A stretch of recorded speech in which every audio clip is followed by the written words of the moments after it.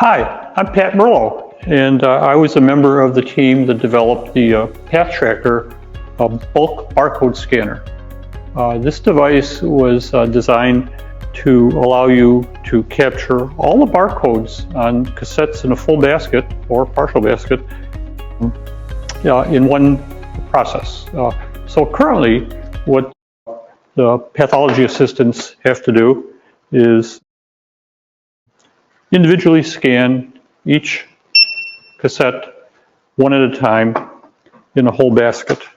And if you have a basket like this with 150 cassettes in it, it's a very tedious, time-consuming process, and it's also prone to errors. What we want to do is make this a process that, rather than being painful, to be pretty pleasant.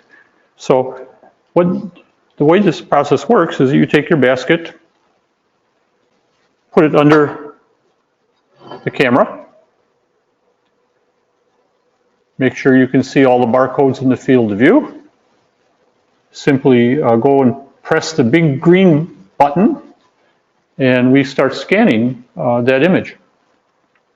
Now, we were very fortunate in that a number of different hospitals contributed cassettes for us to experiment with. We became familiar with all the different printing technologies that are out there, from the earliest pin punch dot matrix printers all the way up to the current laser printers. So as the PathTracker finds the barcodes, it marks them with rectangles, usually green. You'll see yellow here, but this is the only place you should see a yellow rectangle. The yellow rectangle indicates that PathTracker has found a duplicate of that barcode someplace else. In your experience, you should never have a duplicate. You should never see the yellow rectangle.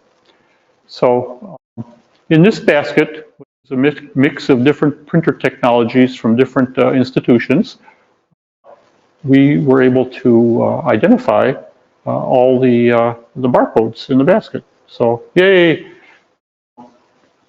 Just recently, though, during a demonstration, one of our salespeople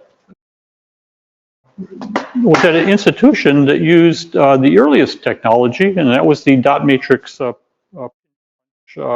printer, and found that we were missing some barcodes.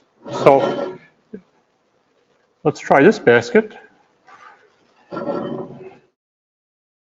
I will say that the dot matrix printers create barcodes that are challenging to read. And so what he was finding is that we would miss a couple of barcodes with each scan. And he said, well, that's not acceptable.